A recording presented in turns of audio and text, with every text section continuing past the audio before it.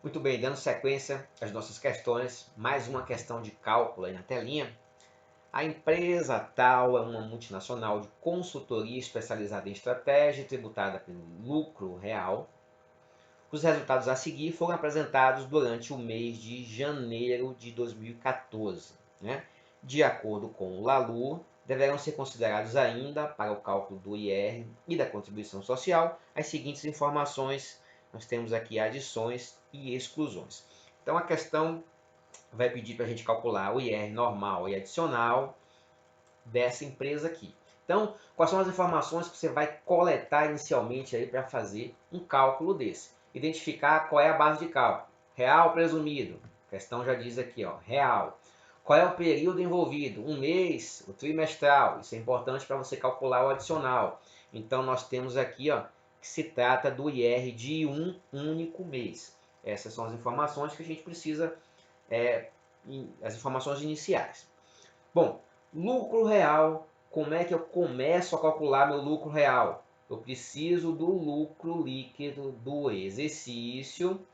Aí depois eu somo com as adições, elimino as exclusões, né? É assim que eu faço o lucro real. Eu preciso do lucro líquido do exercício e a questão não me deu o lucro líquido do exercício, mas ela me deu aqui os dados da DRE, as receitas e as despesas, tá? Então o que é que eu vou fazer?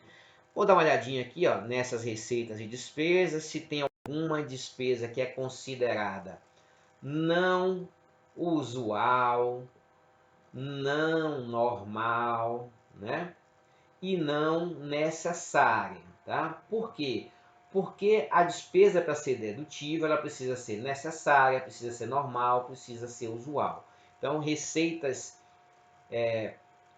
fora aquelas especificadamente previstas como não tributáveis, né, ou as despesas especificadamente previstas como não dedutíveis, as outras despesas, se elas não forem usuais, normais, né, se não forem necessárias à manutenção da fonte produtora, o imposto de renda não aceita. É um exemplo que eu já dei em outro momento aqui. A empresa resolveu pagar uma despesa de viagem de um diretor, uma viagem para a Disney, uma viagem para a Europa. Isso não é uma despesa necessária. É despesa da empresa, ok, diminui o seu lucro, mas o imposto de renda não vai aceitar essa despesa. Então o imposto de renda vai dizer, olha, adicione essa despesa na hora de calcular o IR. São as adições aí, tá bom? Então, para nossa sorte aqui, esse tipo de questão já nos deu o valor das adições e das exclusões, ou seja, a gente não precisa ficar procurando se tem receita não dedutível, se tem receita não tributável, né? Quando a questão já nos fornece o valor das adições e exclusões, beleza. Muito bem. Eu preciso do lucro líquido do exercício, eu não tenho o lucro líquido do exercício, mas eu tenho os dados da DRE.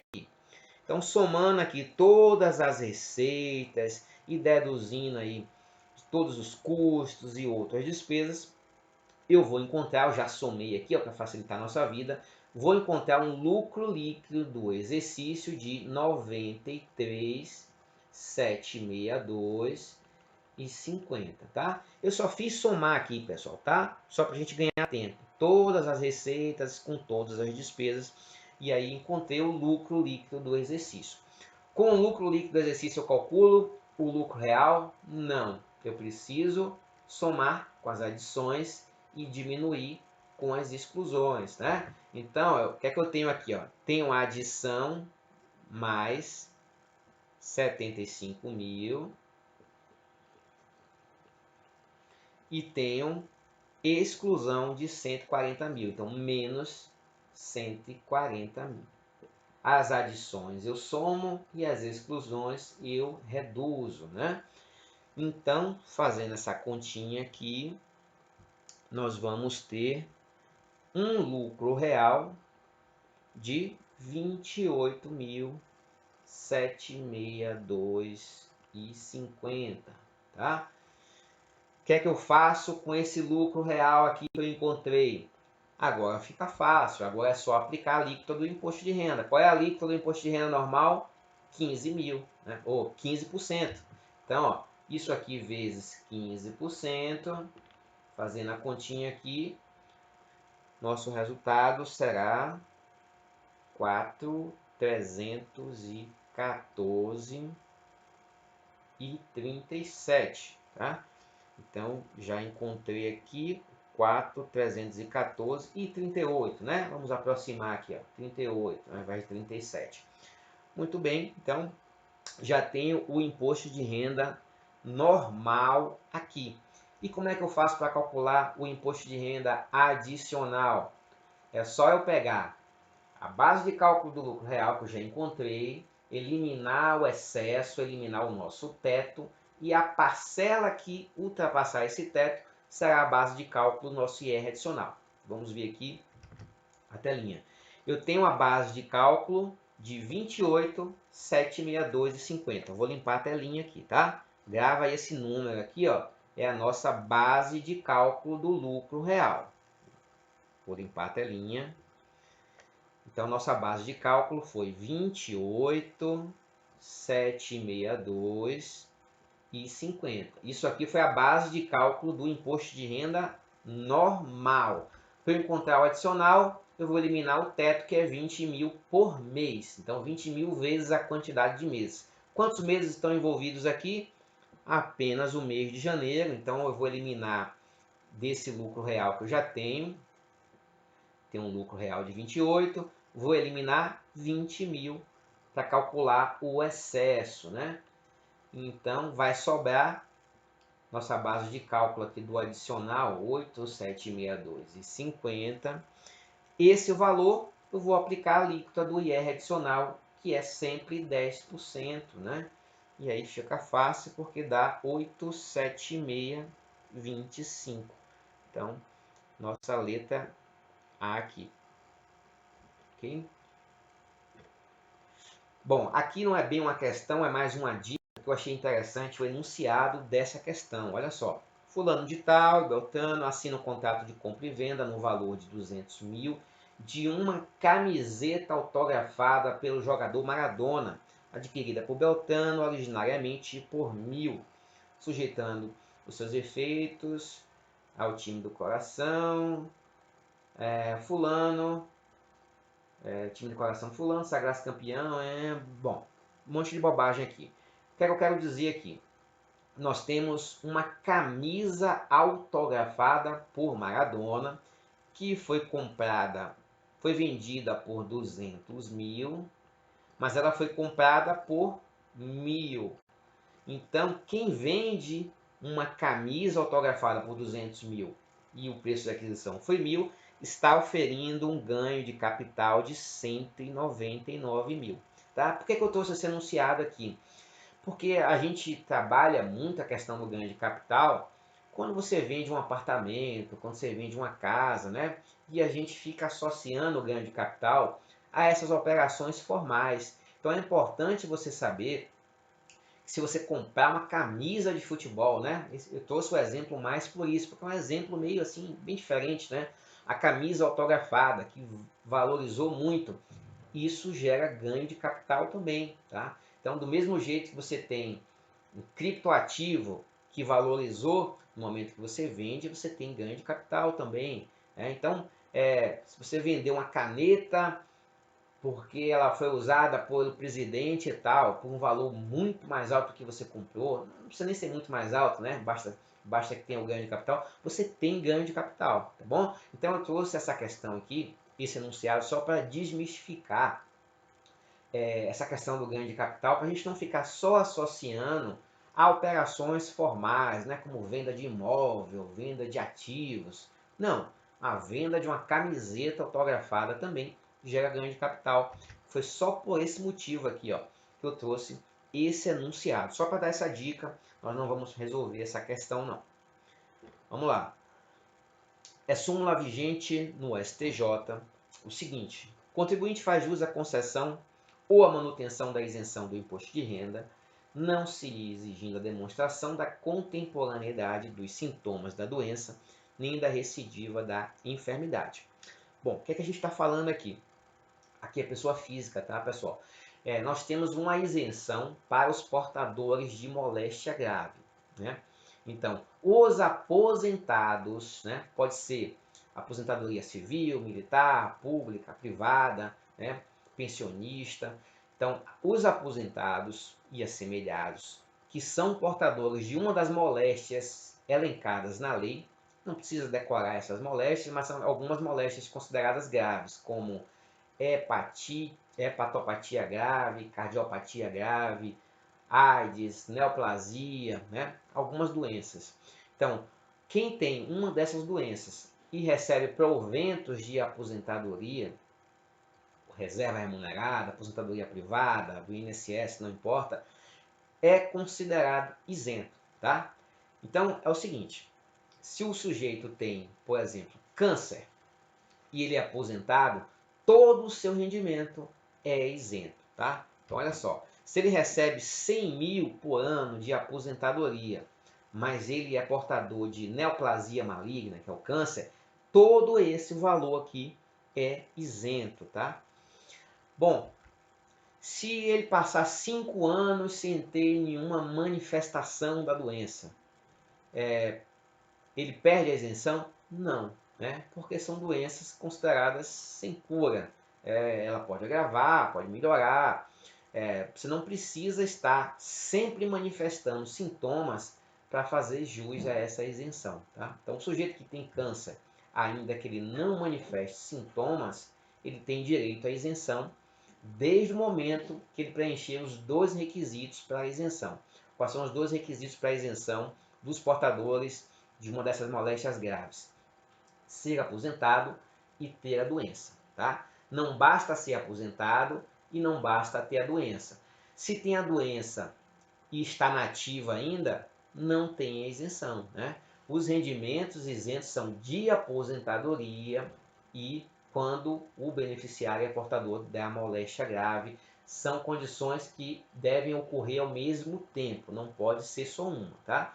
Então o sujeito submeteu-se a uma perícia médica, constatou lá que ele tem câncer. A partir desse momento ele está isento do imposto de renda. 5 anos depois, ele não manifestou nenhum sintoma mais do câncer. Ele continua com a isenção, ele não vai perder. Ele não precisa estar sempre mal de saúde para ter direito ao reconhecimento dessa isenção. Tá? A legislação não diz que ele precisa estar manifestando sintomas. Por que nós temos essa súmula? Né? Qual é o motivo dessa polêmica?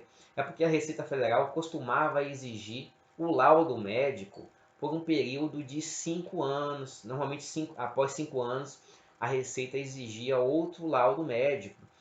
E o próprio laudo médico, que a Receita sugeria como modelo, pedia que o profissional de saúde, a perícia médica, informasse se a doença é passível de controle ou não, né? Justamente para em algum momento a Receita atenta tentar tirar essa isenção. Só que a legislação não diz, né, a lei que confere essa isenção não diz que o sujeito deve ter sintomas constantes. Né? Isso foi uma invenção aí da Receita Federal, então hoje a própria jurisprudência consolidada, né, já tem esse entendimento e a Receita também segue, claro, não exige a contemporaneidade dos sintomas. Uma vez portador de moléstia grave, tem a isenção para sempre. Não precisa estar sempre quase morrendo para ter esse direito. Tá?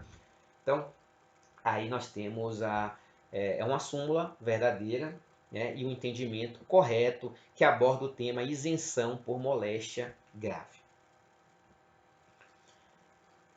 Mais uma questão aí. A Lei 6.404, quando promulgada no Brasil, trouxe inúmeras incertezas jurídicas quanto ao acréscimo da carga tributária, e estas incertezas foram sanadas com a edição do Decreto-Lei tal e a criação do LALU. Né? Por outro lado, com o processo de convergência da contabilidade brasileira, as normas emitidas, as normas internacionais não foram diferentes e a insegurança jurídica também permeou o processo. Considerando tal contexto, não é correto afirmar o seguinte. Bom, qual é a ideia aqui envolvida? Né? Vamos buscar aqui o elemento histórico. Quando a gente criou, né, quando a legislação, a lei das SA surgiu e veio regular essa contabilidade, a contabilidade não pensa igual ao imposto de renda. Então, o imposto de renda diz assim, olha, calcule a depreciação desse jeito. E a legislação comercial diz, calcule desse outro. E aí havia essa diferença, de modo que o lucro líquido do exercício apurado na DRE, na legislação comercial, não é igual ao lucro que vai ser levado ao imposto de renda. Então, o que é que a legislação do imposto de renda diz? Que essa legislação aqui é antiga, né? Quando surgiu. O que é que ela diz? Ela vai dizer assim, olha, todos os ajustes que você precisa fazer, né, nos valores apurados na contabilidade, você não vai fazer na legislação comercial, né? Você vai fazer a parte. Nós vamos criar aqui livros auxiliares para você fazer esses ajustes sem destruir a sua contabilidade, né? Você faz tudo a parte no LALU, né? Então, foi isso que fez o imposto de renda, criou os livros auxiliares, o LALU, para você apurar o lucro real sem desculhambar, sem destruir a sua contabilidade, tá? Muito bem. E aí vem o processo de convergência da nova contabilidade, que é um processo mais recente, né? Que a contabilidade passou a adotar aí as regras da contabilidade internacional, foi quando veio os CPCs, né? Que você já estuda aí. E quando veio esse processo de convergência, essa convergência envolvia, claro, adaptação, modificação de normas contábeis e isso iria, em algum momento, alterar o lucro, alterar a avaliação de um ativo e isso poderia repercutir no imposto de renda, né? Tributando mais as empresas ou menos, conforme o caso. Então, o que a legislação fez? Criou também um, um elemento neutro, né? Assim, a legislação disse assim, olha, os ajustes que você vai fazer dessa nova contabilidade será feita separada aqui, ó, em outra caixinha, senão você vai destruir sua nova contabilidade, né? E foi criado então o regime de transição, o RTT.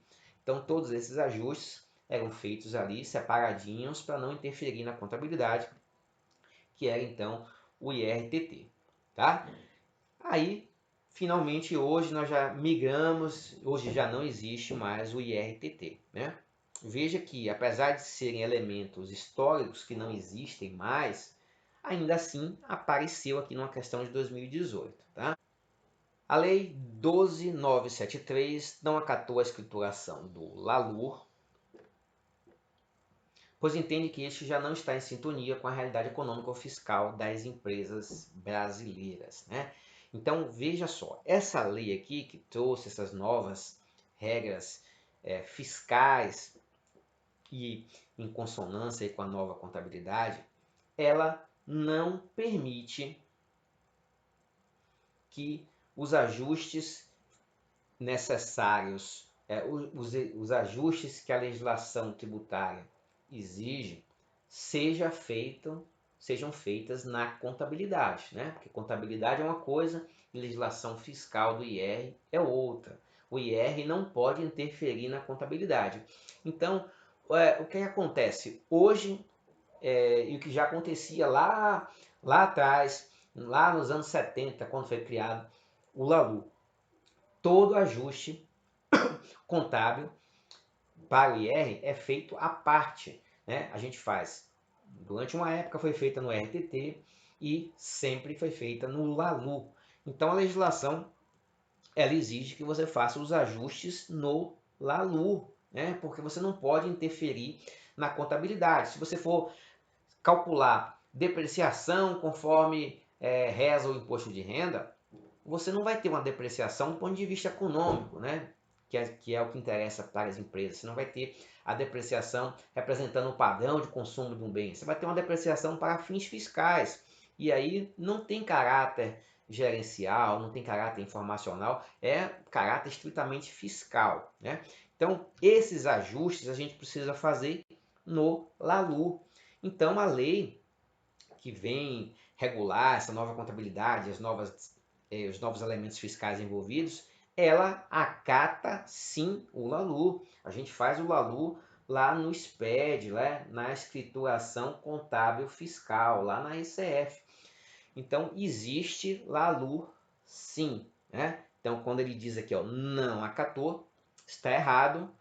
A questão pede para a gente marcar o que não é correto. Ó, eu já vou marcar a letra A aqui, tá? Vamos ver as demais.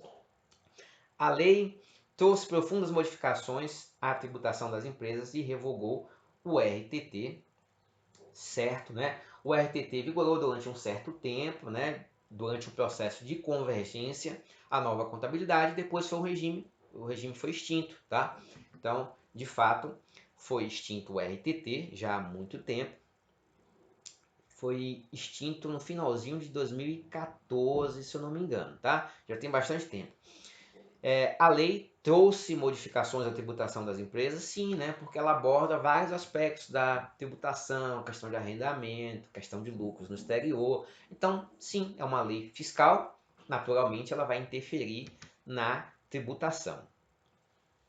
A contabilidade sempre foi influenciada pelos limites e critérios fiscais, particularmente os da legislação do imposto de renda. Isso aqui é uma grande crítica, né, que se fazia à contabilidade, né, que ela, de fato, antes dessa convergência, ela era muito influenciada pela legislação do imposto de renda. Alguns professores dizem que a contabilidade tinha sido roubada pelo imposto de renda, porque você ia calcular, por exemplo, depreciação de um bem, você não utilizava o efetivo padrão de consumo de depreciação desse bem. Você simplesmente pegava ali o padrão de consumo que era determinado pelo imposto de renda, que era aceito pelo imposto de renda, e aplicava, né? Por exemplo, o imposto de renda diz que móveis e utensílios têm uma depreciação de 10%. Então você simplesmente pegava na sua contabilidade, que é a escrituração comercial, e lançava lá 10% de depreciação. E muitas vezes essa depreciação não tem consonância com a realidade econômica da empresa, né?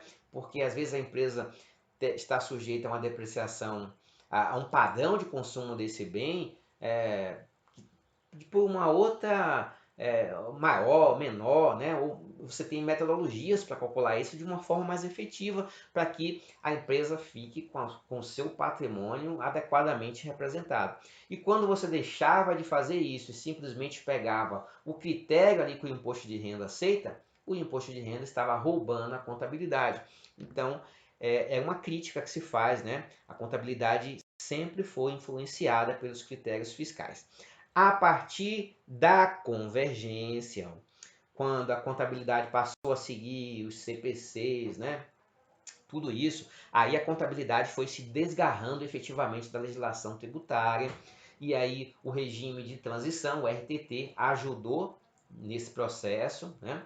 E a lei 12.973 finaliza, nos ajuda a separar definitivamente a contabilidade do imposto de renda, né? Então, a contabilidade deixa de ser influenciada massivamente pelo imposto de renda a partir desse processo de convergência aqui. A letra D, contemporaneamente, os contribuintes que apuram IRPJ no lucro real deverão preencher a escrituração contábil fiscal, certo? Né? A SCF, que está dentro do SPED. A Lei 11.941 introduziu no cenário jurídico nacional o RTT, com o fulcro de propiciar a neutralidade tributária na convergência. É exatamente isso. Nesse processo de convergência, de migração da contabilidade para normas internacionais, nós tivemos que fazer o quê? A contabilidade se ajustou, então certas coisas que não se fazia antes passou a ser necessário fazer. E quando você passa a avaliar uma receita de um jeito, um ativo de outro jeito, né, de uma forma diferente, isso em algum momento vai gerar distorções tributárias, porque em algum momento vai gerar uma receita, um acréscimo patrimonial. Então, todos esses elementos, eles impactavam no imposto de renda. E para manter esse impacto nulo ou neutro, o que é que foi feito? Criou-se o regime tributário de transição e todos esses ajustes da convergência eram feitos nessa contabilidade paralela, que é o RTT, e aí não influenciava o imposto de renda, tá? Foi essa a ideia do RTT. É um assunto que não existe mais, RTT, né? Desde 14, 15 mais ou menos, eu não lembro agora exatamente, mas veja que é um assunto presente, é um assunto que pode ser cobrado, né? Como em face do seu elemento histórico. Tanto é assim que foi cobrado numa questão de 2018, quando já não existia o RTT. É uma memória importante que a gente precisa ter. De acordo com a legislação em vigor, assinale a incorreta. Os lucros auferidos no exterior, por intermédio de filiais, sucursais controladas e coligadas, serão computados para fins de determinação do lucro real no balanço levantado em 31/12 do ano calendário em que tiverem sido disponibilizados para a pessoa jurídica no Brasil. Bom, aqui nós estamos falando de lucros auferidos no exterior por empresas brasileiras. Então veja, nós não estamos tributando a receita da empresa internacional, nós estamos tributando o lucro auferido pela empresa brasileira pelo fato dela ser controladora, coligada da empresa lá no exterior, tá? Então essa tributação não é das receitas da empresa do exterior, porque a empresa lá no exterior está sujeita ao fisco, à legislação tributária lá desse país. Nós estamos tributando os lucros auferidos por empresas brasileiras com origem no exterior. A forma de tributar esse lucro pode variar, tudo vai depender se a empresa é controlada ou coligada, vai depender se a nossa coligada lá no exterior ou controlada está em um paraíso fiscal ou não, né? Tudo isso vai influenciar o momento de tributar, a forma de tributar. Mas qual é a regra geral? Quando os lucros do exterior, dessas empresas do exterior, são disponibilizados para a empresa brasileira, eles são alcançados pelo imposto de renda no Brasil, tá? O momento dessa disponibilização a gente pode discutir se é controlada, se é coligada, se está em paraíso fiscal, se não está, né? Mas o momento de tributar é quando esse lucro é disponibilizado para a nossa empresa aqui brasileira, tá? Então, levantou o balanço, né, 31 de dezembro, e esses lucros foram disponibilizados para a empresa domiciliada aqui no Brasil, eles serão alcançados pelo imposto de renda no Brasil. Então, a letra A está correta. A letra B, para fins de determinação da base de cálculo do imposto de renda, os lucros auferidos por controlado ou coligado no exterior são considerados disponibilizados para controlador ou coligada no Brasil na data do balanço da qual constar a sua distribuição para a pessoa jurídica domiciliada no Brasil na forma de regulamento. Bom, essa aqui está incorreta pelo seguinte: quando você tem uma empresa em um paraíso fiscal, por exemplo, quando a empresa lá nesse paraíso fiscal reconheceu os lucros no seu balanço, automaticamente a empresa no Brasil já deve reconhecer por equivalência patrimonial, né? Então, se a empresa no Brasil detém 80% da empresa lá no paraíso fiscal e essa empresa no paraíso fiscal teve 100 mil de lucro, automaticamente, a partir desse balanço, eu preciso reconhecer 80% desse lucro, 80 mil reais desse lucro já incorpora no meu imposto de renda, tá? Isso quando a empresa está em paraíso fiscal, né? Eu preciso reconhecer automaticamente. Mas quando a empresa está em um país de tributação séria, um país transparente, e for uma coligada, por exemplo, eu posso reconhecer no momento em que for disponibilizado efetivamente para mim esse lucro. Então a forma de reconhecer, né, o momento pode ser diferente. Em alguns momentos eu vou reconhecer, a partir do momento do reconhecimento do balanço da empresa, eu já reconheço. Em alguns momentos eu vou esperar a efetiva disponibilização para mim, vou esperar esse dinheiro chegar para mim. Então isso varia, então não há uma forma única, tudo vai depender do país e do tipo de relação entre as empresas, controlada e coligada. Tá? Então, não é sempre na data do balanço da qual constar a sua distribuição. Em alguns momentos, quando a empresa reconhecer no balanço, eu já vou reconhecer por equivalência patrimonial. Tá? Então, isso pode variar. A letra B está incorreta. A letra C. Os prejuízos e perdas apurados por filiais, sucursais e controladas no exterior, de pessoas jurídicas domiciliadas no Brasil, não serão compensados com lucros auferidos no Brasil para fins de apuração do lucro real. O que é que nós temos aqui? Nós teremos a compensação, sim, né? Nós vamos compensar os valores de prejuízos no exterior com outros prejuízos, com outros lucros no exterior no momento de trazer essa apuração para o Brasil. Letra D. A pessoa jurídica poderá compensar o IR incidente no exterior sobre lucros, rendimentos e ganhos de capital computados no lucro real até o limite do imposto de renda incidente no Brasil sobre os referidos lucros, rendimentos e ganhos de capital. Então, isso aqui também é verdade, né? Os lucros oferidos no exterior, naturalmente, eles já pagaram algum imposto, né? E você vai poder compensar aqui esse imposto pago já em razão de ganhos de capital e outros ganhos que sofreram a incidência do IR, né? Senão nós teremos aquela bitributação, né? Então, para evitar esses malefícios da tributação em cascata, a legislação permite sim essa compensação, tá? Com o IR devido, o IR já pago lá fora.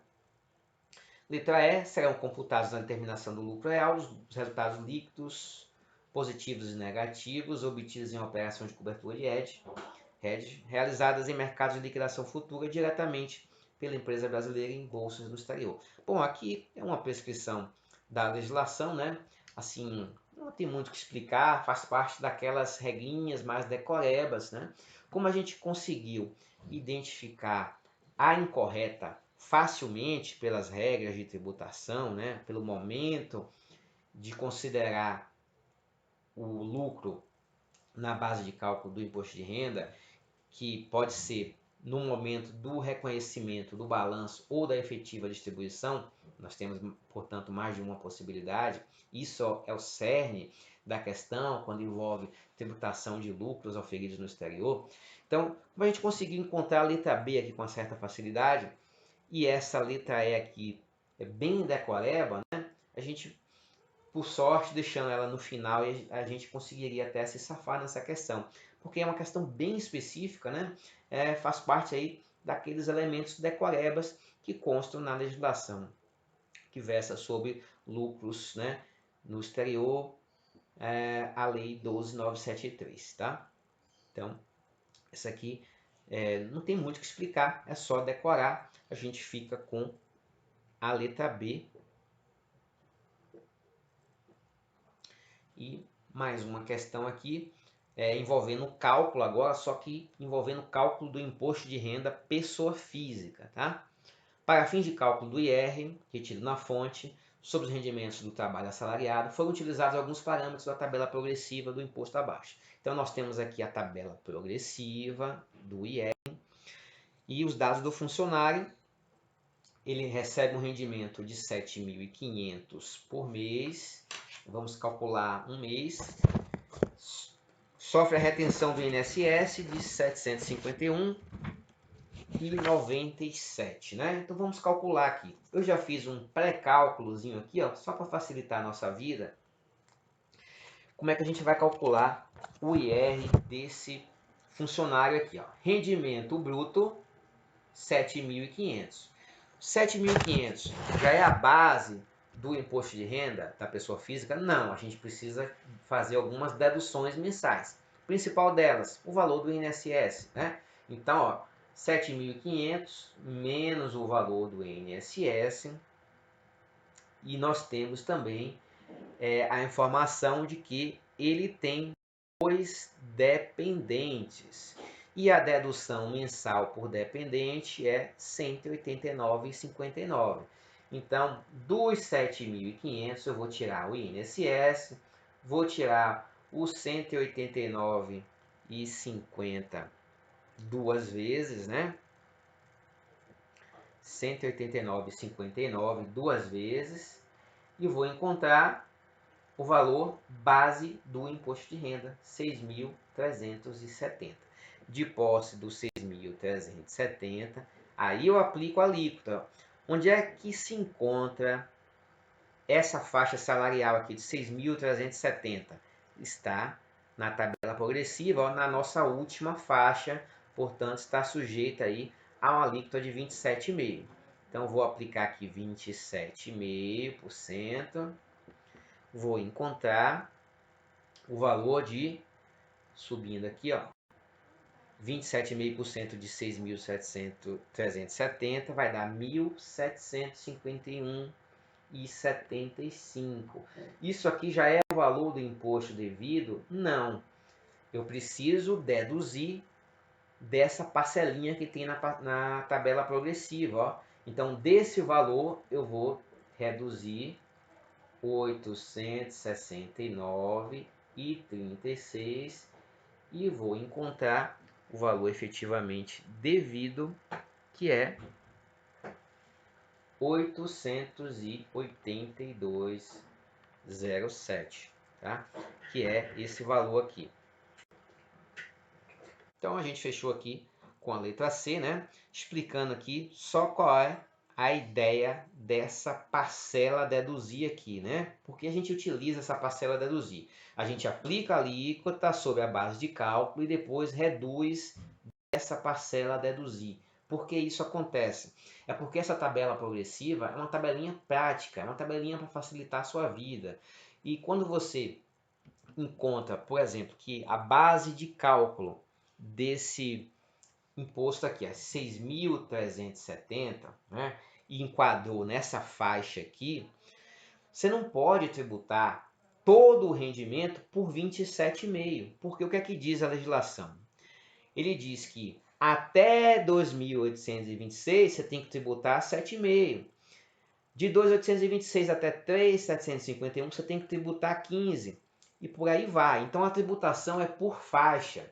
Então a tabela progressiva, ela quando traz essa parcela a deduzir, é só uma tabelinha prática, tá? Você ao invés de calcular por faixa esse rendimento, né? Nós temos um rendimento bruto aqui de 7.500, né? Então, eu tinha que tributar desses 7.500, ó, até 1.903 dele, eu tinha que tributar zero. De 1.903 a 2.826, eu tinha que tributar 7,5%. Então, eu tinha que fazer a tributação por faixa. E a tabela progressiva, ela facilita a sua vida, porque ela diz assim, olha, você calcula tudo pela alíquota de 27,5%, e aí a gente faz a parcela a deduzir, que é justamente para excluir essas diferenças aqui em relação às outras faixas, né? Porque quando você aplica essa alíquota cheia aqui, você está calculando 27,5 também, ó, sobre a fração isenta dele, que é até 1.903. Por isso que a gente precisa deduzir um pouquinho aqui, né? Quando você tributa 27,5, esse valor aqui, ó, essa fração desse rendimento de 7.500, você está tributando em excesso também, porque deveria tributar só 7,5. Por isso que tem a parcelinha a deduzir. Então não esqueça de, ao aplicar a alíquota de 27,5, ou outra alíquota que seja, fazer a dedução da parcela a deduzir para eliminar o excesso de imposto de renda que foi calculado em razão desse cálculo simplificado que a gente faz utilizando a tabela prática, tá? Então a gente matou aí a letra C, né? Letra C. Vamos ver aqui se eu tenho mais questões. E não, a gente acabou. Acabamos então as nossas questões de imposto de renda aí. Grande abraço aí, até a próxima.